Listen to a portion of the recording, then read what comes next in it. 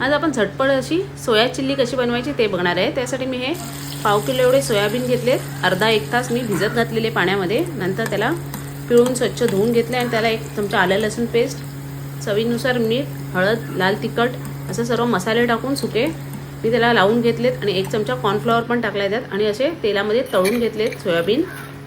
सर्व सोयाबीन असे आपले तळून झाले। फास्ट गॅसवरच आपल्याला फटाफट तळून घ्यायचे। आता त्याला आपण परतून घेऊया कांद्याच्या ग्रेव्हीमध्ये। 2 चमचे तेल टाकते मी, ते जे आपण सोयाबीन तळलं आहे तेच तेल टाकते। 7-8 लसणीच्या पाकळ्या बारीक कापल्या त्या टाकते त्याच्यावर। आधी थोडीशी गुलाबी झाली लसूण, त्याच्यावर अर्धा इंच आलं बारीक केलं आहे ते टाकते।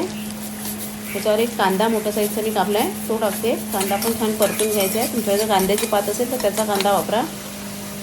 गाजर टाकलं आहे अर्धं बारीक कापून, ते पण 1 मिनिट आपल्याला परतून घ्यायचं आहे। नंतर आपल्याला त्याच्यावर तुम्हाला ज्या आवडतात भाज्या त्या आवडीप्रमाणे टाकायच्या। मी शिमला मिरची आणि कोबी टाकते।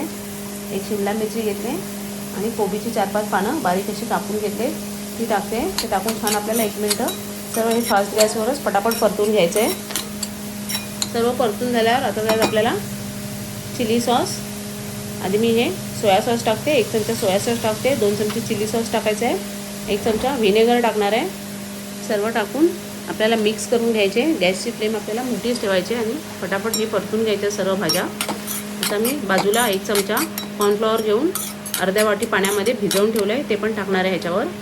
2 हिरव्या मिरच्या टाकल्या आहेत त्या पण परतून घ्यायच्या आहेत। तिखट तुमच्या आवडीप्रमाणे टाकायचे आहे। कमी तिखटाच्या हिरव्या मिरच्या आहेत। मीठ टाकलं आहे चवीनुसार।